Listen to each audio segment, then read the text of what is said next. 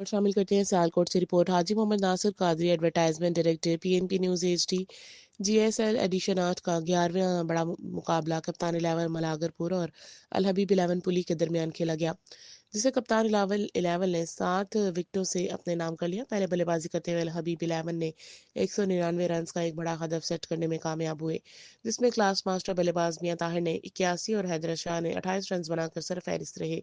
کپتان 11 کی جانب سے اصغر نے 3 اور نعیم نے 2 وکٹ اپنے نام کی۔ ہدف کے تعاقب میں کپتان 11 کو ایک بہترین آغاز ملا۔ کپتان 11 کی جانب سے طلحہ کے میچ ونگ 64 رن اور برہان بانا کے 44 رنز کی بدولت ایک بڑا ہدف اپنے نام کیا۔ ان کے ساتھ حق نواز کی ذمہ دارانہ 32 رنز کی اننگ بھی میچ جیتنے کے لیے کامیاب ہو پائی۔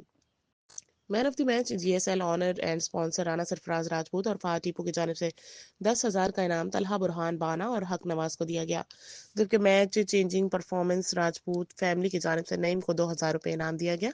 مقابلہ جیتنے پر ہر ٹیم اسپانسر اور سید عمران شاہ کی جانب سے ٹیم کے پرفارمر، کھلاڑیوں، امپائر، میڈیا کو انعامات دیے گئے۔